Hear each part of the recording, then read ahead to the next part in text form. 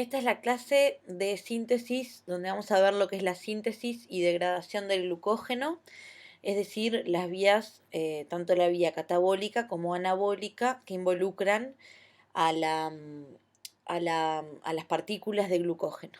¿Sí? Va a ser una clase relativamente rápida, ya que hemos hablado bastante de glucógeno. Igual vamos a empezar por recordar algunas generalidades. ¿Sí? Recordemos que los carbohidratos son la principal fuente de energía dietética debido a su gran abundancia en nuestra dieta. Representan al menos el 50% de la ingesta calórica. Este esquema nos muestra una manera de ver lo que es la organización de carbohidratos en carbohidratos de tipo simple y complejos, ¿sí? Un poco en base a esta clasificación, ya que recordamos estos conceptos generales de carbohidratos y estamos con el tema de los seminarios, en particular el seminario 3, que habla de lo que es el índice glicémico, ¿sí? Podemos decir en general que los carbohidratos simples tienen un alto índice glicémico, ya que su ingestión, su entrada en el organismo, ocasiona cambios bruscos en la glicemia, ¿sí? Tienen un alto índice glicémico, es decir, hay una respuesta fuerte de la insulina. ¿Por qué es? Porque los carbohidratos simples son los monosacáridos, ¿sí? Unidades, por ejemplo, de glucosa, o los disacáridos, unidades de dos monosacáridos de azúcar unidos por un enlace glucosídico. Son azúcares simples, entonces fácilmente degradables a su unidad estructural, al monosacárido, eh, y que van a desencadenar entonces un cambio abrupto en la concentración plasmática de azúcares, ¿sí? Mientras que los carbohidratos complejos, que son de hecho la forma en la cual encontramos principalmente los carbohidratos alimenticios, están representados principalmente por lo que son los polisacáridos, ¿sí? Son unidades, son, digamos, partículas más complejas, por ejemplo, el almidón, que requieren la acción repetida de hidrolasas para ir liberando progresivamente los disacáridos o las unidades de monosacáridos, es decir, los carbohidratos simples. En general, si bien elevan la glicemia, ¿sí? Y aumentan los niveles de glucosa en sangre, lo hacen de una manera más sostenida y más lenta en el tiempo, ¿sí? Porque la liberación de glucosa o de azúcares simples es más lenta respecto a los carbohidratos de tipo simple.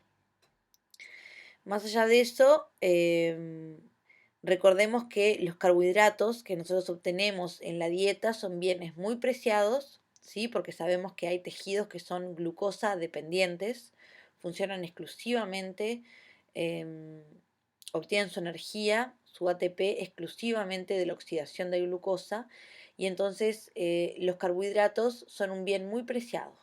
Todos los carbohidratos que ingresen a mi sistema luego, posterior al proceso de digesta-absorción, van a ser conservados. Si bien no los necesito en el momento preciso, ¿sí? Postprandial, por ejemplo, entonces, ¿qué voy a hacer? Los voy a almacenar bajo la forma de glucógeno. Y aquello que no pueda almacenar como glucógeno, porque las reservas ya están topeadas, va a ir hacia la vía de síntesis de ácidos grasos, ¿sí? Para almacenarse como grasas en los adipocitos. Bien, pero hoy entonces de lo que vamos a hablar es de la glucogenogénesis o síntesis de glucógeno y de su vía recíproca en el catabolismo, que es la glucogenólisis o degradación de glucógeno. Glucogenogénesis por síntesis y glucogenólisis por degradación.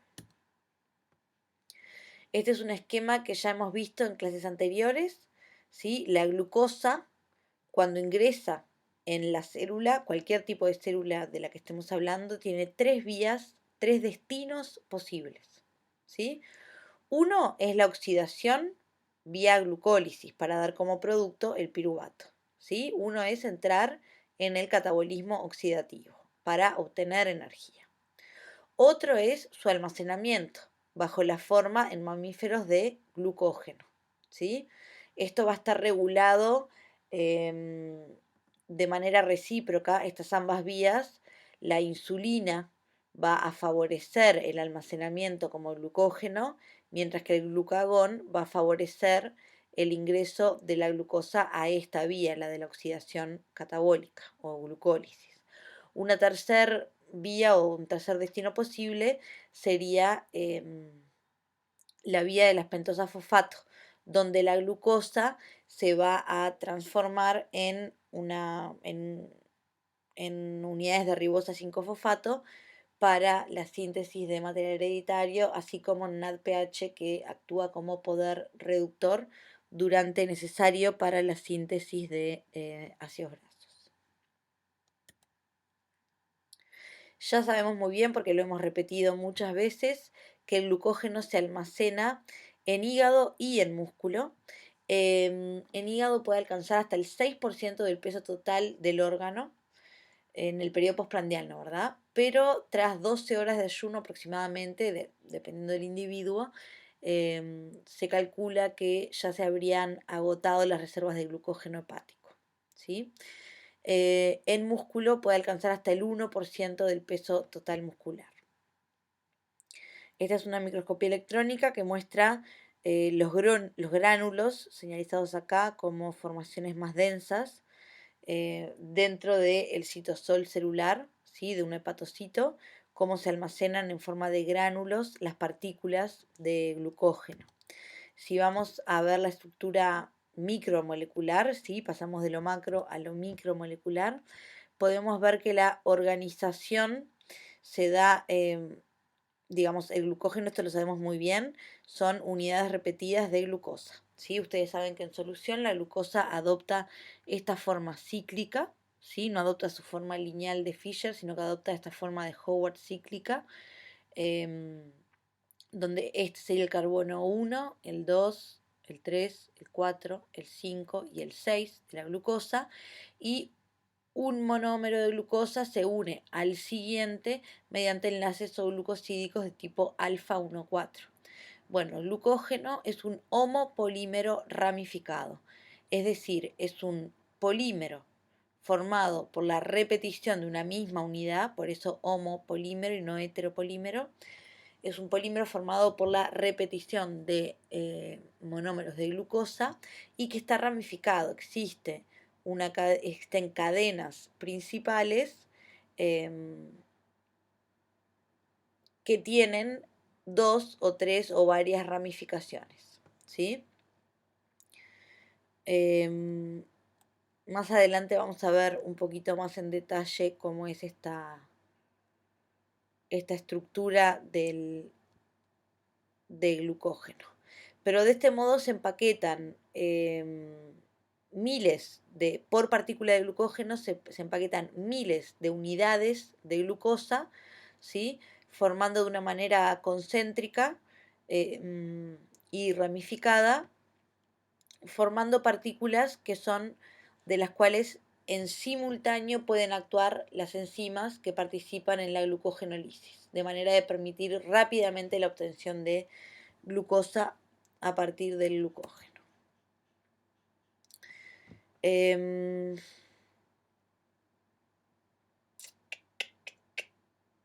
Muy bien.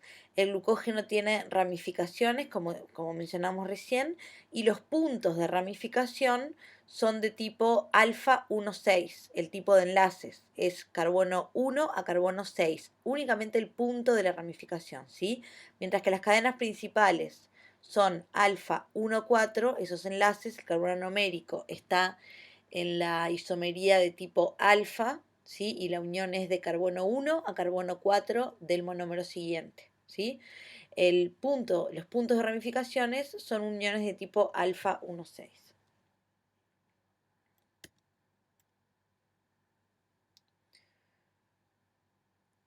Bien, esto ya lo mencionamos al inicio. Entonces empecemos por lo que es la síntesis de glucógeno.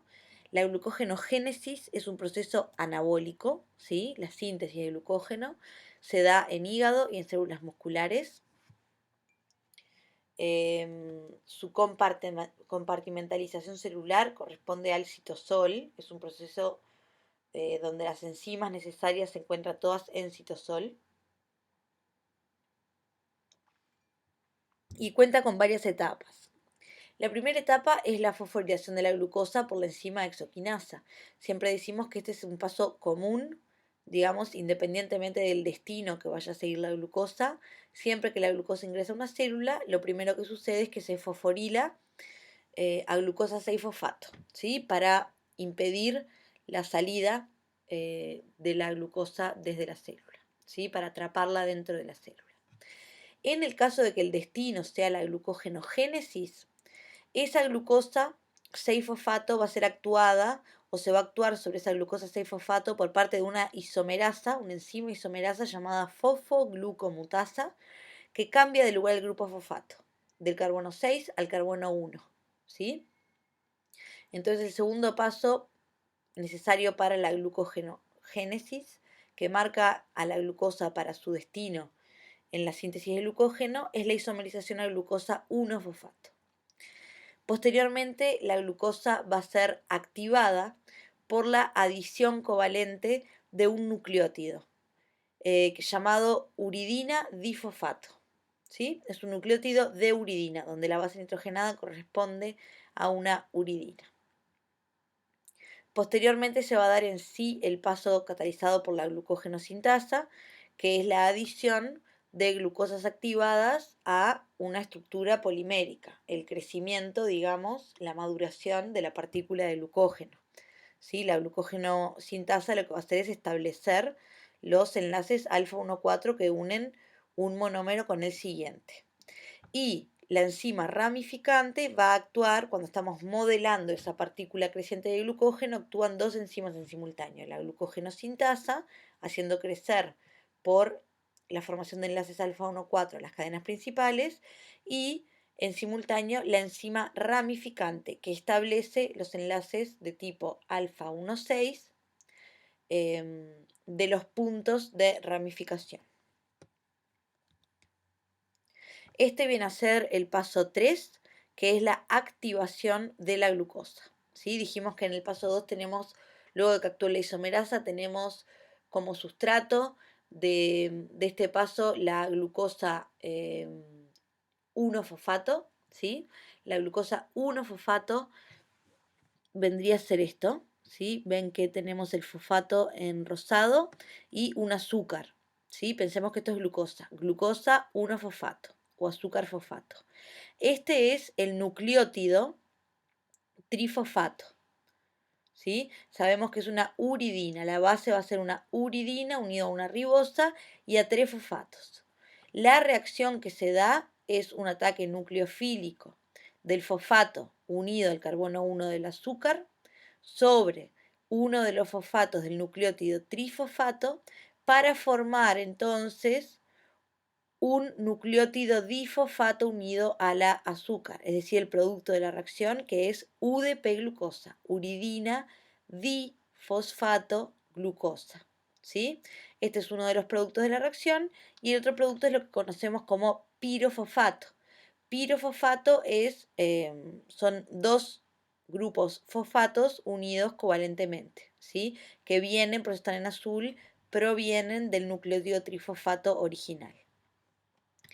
Este pirofosfato, que se forma como producto de la reacción de activación de la glucosa, es una molécula, como ustedes pueden ver, muy altamente inestable en solución debido a sus múltiples cargas negativas, ¿sí?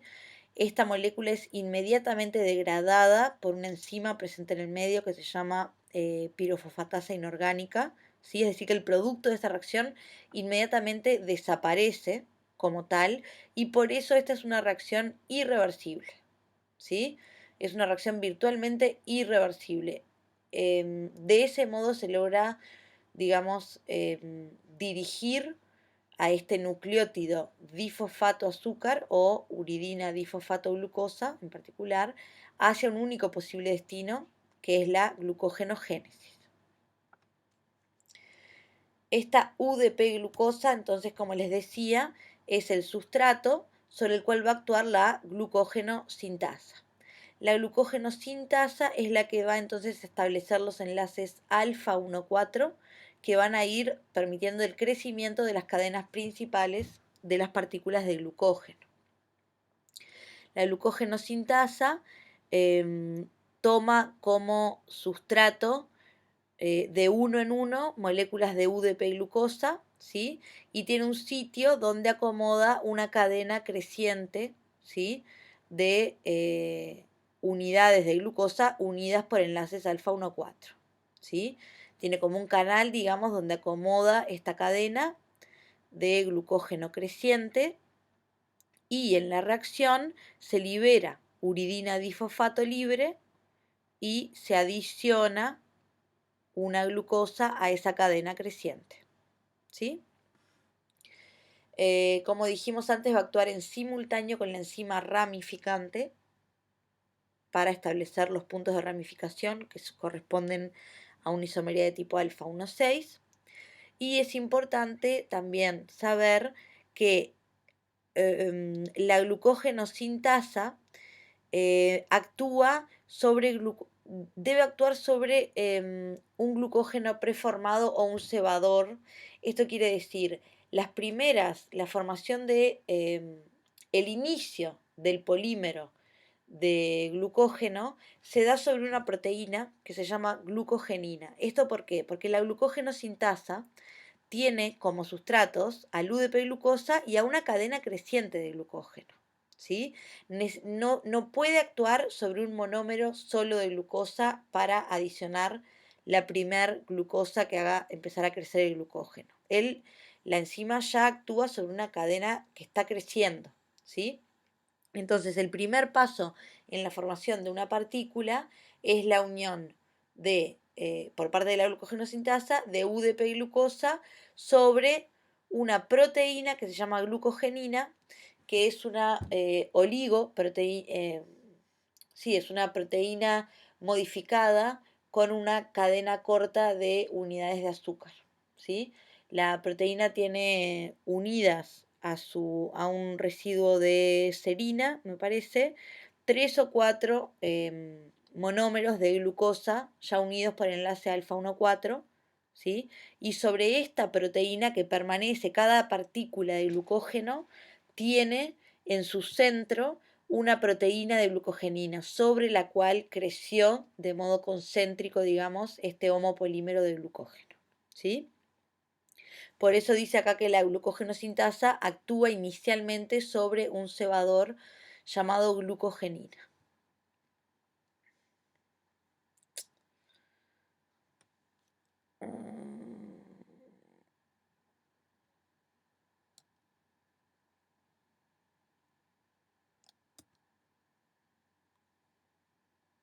Bien.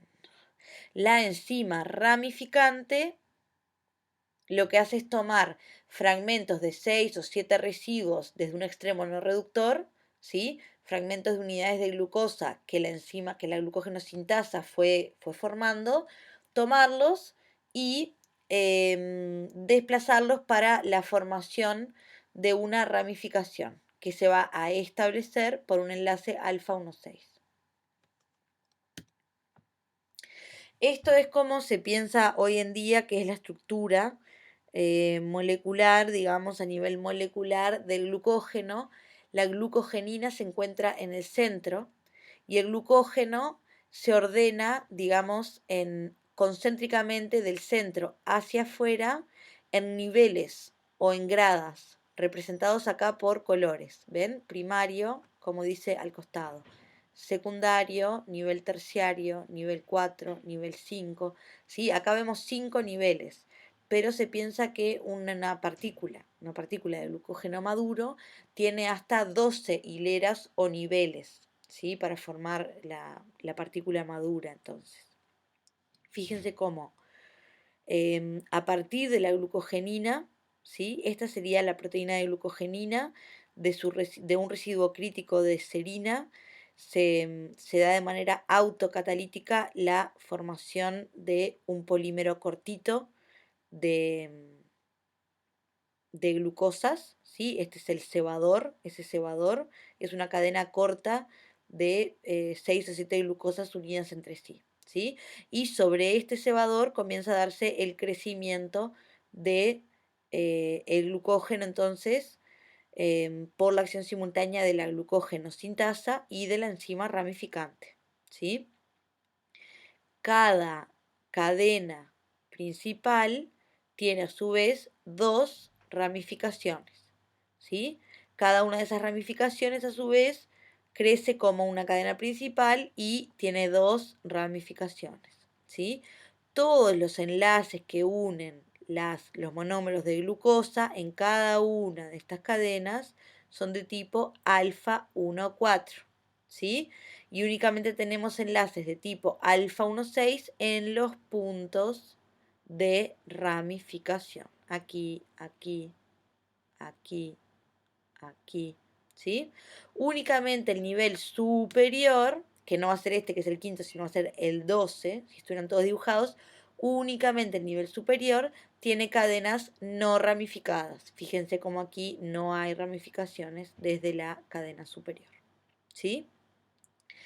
Cada uno de estos extremos que vemos, cada uno de estos extremos corresponde a un extremo no reductor, donde el monómero de glucosa expone su carbono 4, ¿sí? Es decir, son extremos no reductores. Cuando se dé la glucógeno-lisis, el proceso inverso, ¿sí? No para guardar glucosa, sino para obtener glucosa en condiciones donde yo necesito acceder a la glucosa para generar ATP, para generar energía. La enzima responsable de romper, de degradar el glucógeno, las enzimas, mejor dicho, todas las copias de estas enzimas que participan en la glucogenolisis, van a actuar en simultáneo sobre cada uno de los extremos no reductores de las cadenas, ¿sí?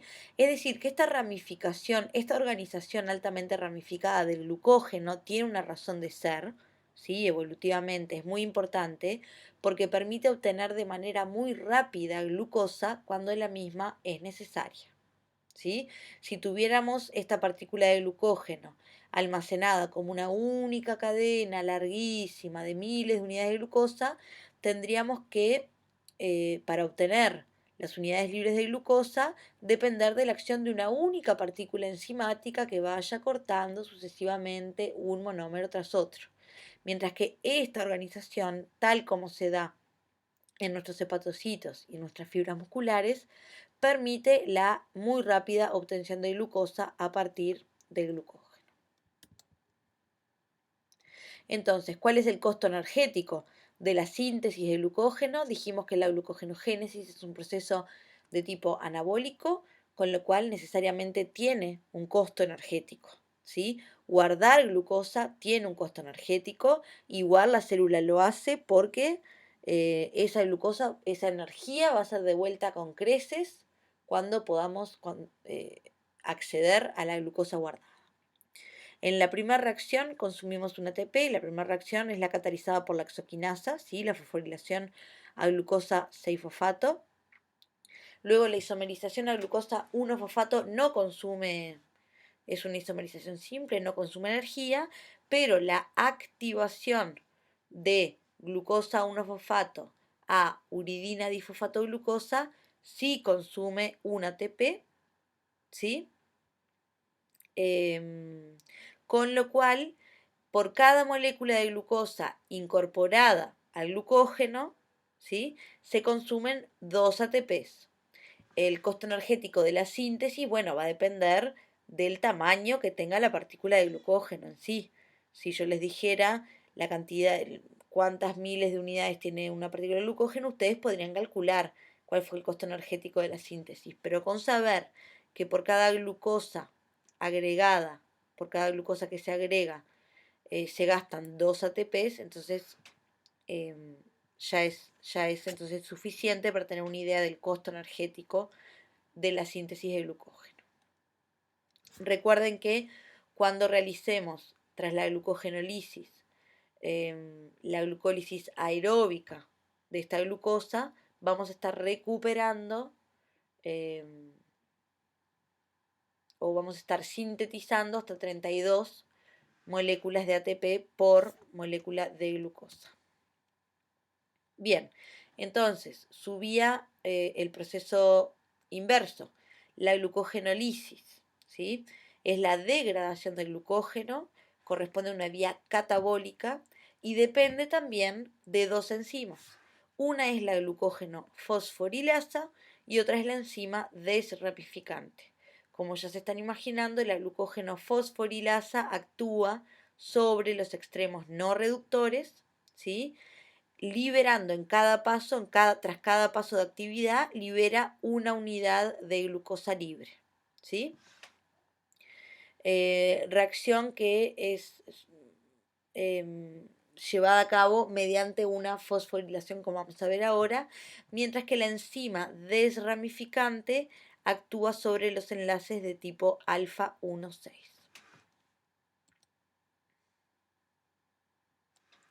¿Sí? La glucógeno fosforilasa es un dímero, es una proteína de estructura dimérica formada por dos monómeros iguales, ¿sí? Cataliza una reacción de tipo fosforólisis químicamente, se conoce como una fosforólisis, se realiza la lisis de una molécula desde un polímero con la ayuda de una fosforilación. El producto de la reacción es glucosa 1-fosfato, ¿sí? Digamos, el sustrato de la glucógeno fosforilasa es una cadena de glucosas unidas por enlaces alfa 1,4 y el producto es esa cadena con un monómero de menos, ¿sí? Y una glucosa 1-fosfato libre. Va a actuar entonces repetitivamente sobre los extremos no reductores del glucógeno, liberando glucosa 1-fosfato. Cliva enlaces de tipo alfa 1,4, pero no reconoce los que tienen la isomería o la geometría molecular de tipo alfa 1,6. Sobre estos actúa la enzima desramificante.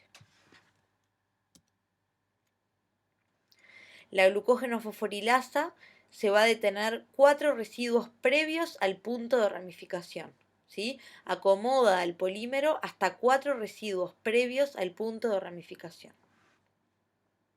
Y importantemente, no es necesario el gasto de ATP para realizar esta fosforólisis. Esta fosforilación en la posición 1 de la glucosa se realiza con fosfato que se encuentra libre en el medio celular, en el citosol celular que es muy rico en fosfato.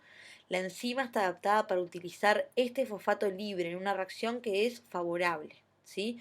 No necesita acoplarla a la hidrólisis de ATP, por lo tanto no tiene un gasto energético. Vamos a ver en un par de minutos que la glucógeno fosforilasa es una enzima regulatoria muy importante y está regulada por ciclos de fosforilación. La enzima ramificante entonces tiene dos actividades, ¿sí? Una actividad transferasa y una actividad alfa 1,6 glucosidasa, que es en sí el clivaje de lo que es el punto de ramificación. El producto de la glucosidasa es glucosa libre. Lo que hace la enzima desramificante es, digamos, si este es el extremo no reductor, la glucógeno fosforilasa fue actuando sobre esta cadena, ¿sí? Liberando glucosa 1-fosfato libre, así sucesivamente. Va rompiendo los enlaces alfa 1,4, ¿sí?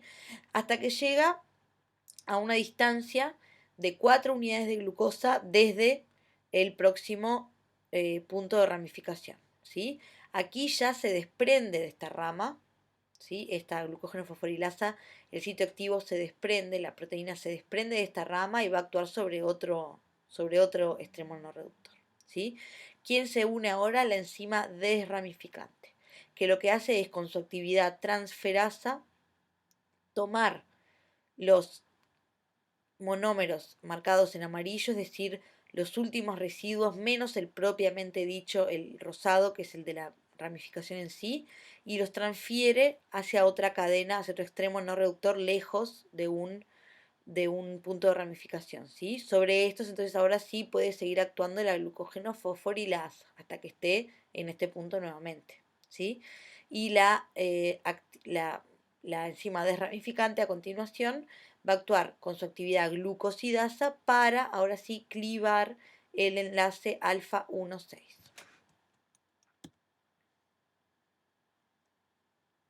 Bien, como les decía, el fosfato libre que se utiliza durante la glucogenólisis por la glucogenofosforilasa es un sustrato muy abundante en el citosol celular, ¿sí? Mucho más que el producto de la reacción, que la glucosa 1-fosfato, por lo cual la reacción es virtualmente irreversible in vivo, ¿sí? Y a continuación, lo que sucede inmediatamente posterior a la liberación de unidades libres de glucosa 1-fosfato es su isomerización a glucosa 6-fosfato, catalizado por la enzima fosfoglucomutasa. ¿Cuál es el destino? Este es un punto importante. La glucosa 6-fosfato liberada por glucogenólisis, ¿sí? ¿Cuál es su destino? Bueno, en el hígado va a ser la regulación de la glicemia. Entonces la glucosa va a ser desfosforilada, ¿sí? Por una enzima que está presente únicamente en el hígado, que es la glucosa 6-fosfatasa, que es capaz de desfosforilar la glucosa de modo que pueda ser transportada hacia el exterior celular, ¿sí? Para justamente regular la glicemia cuando los niveles de glucosa en sangre disminuyen. Mientras que en músculo el único destino posible es la glucólisis, ¿sí? No existe glucosa 6-fosfatasa en el músculo. Recuerden siempre que el único destino, el único rol del glucógeno muscular es proporcionar de energía para la contracción muscular, ya sea por glucólisis aeróbica o anaeróbica, pero no tiene nada que ver con lo que es la regulación de la glicemia, ¿sí? Un rol que es propio del hígado. Bien, en este cuadro tienen existen, digamos, clínicamente varios trastornos asociados a problemas, bien en la síntesis de glucógeno o en el almacenamiento de glucosa en el hígado, a formación de partículas defectuosas en su estructura de glucógeno, que se ven típicamente, por ejemplo, digamos, en la clínica, como un aumento desproporcionado en el almacenamiento de glucógeno,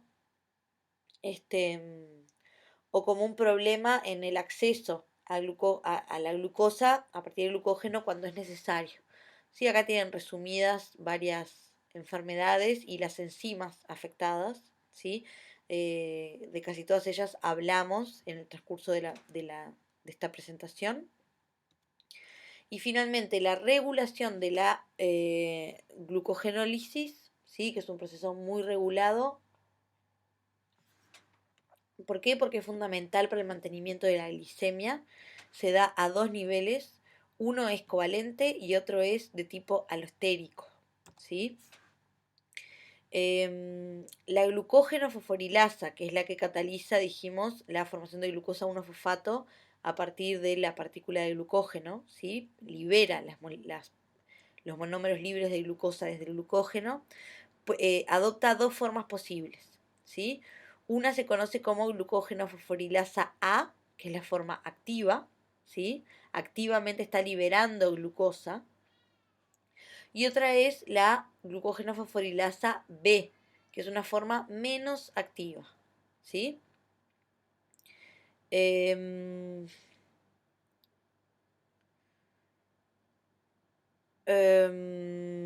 La glucógeno fosforilasa entonces se regula de manera covalente mediante la acción de dos enzimas, ¿sí?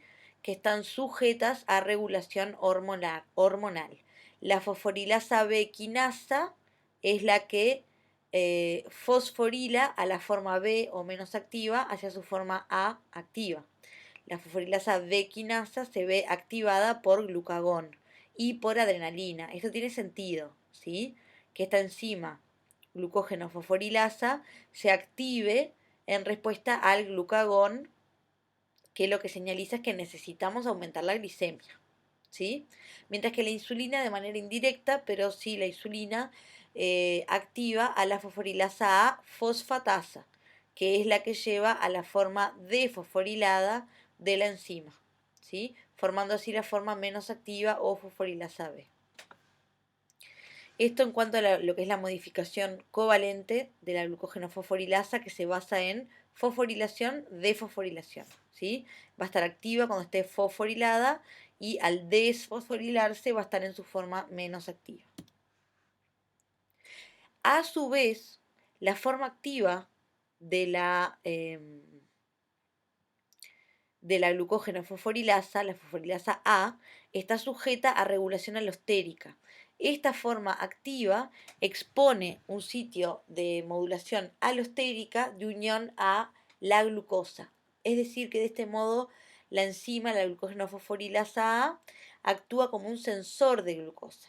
Cuando une dos monómeros de glucosa en sus sitios de modulación alostérico, esto sensa que existe cantidades suficientes de glucosa y entonces se induce un cambio estructural en la fosforilasa A que expone los grupos fosfatos, favoreciendo la acción de la enzima reguladora que va a desfosforilar la fosforilasa hacia su forma menos activa, ¿sí?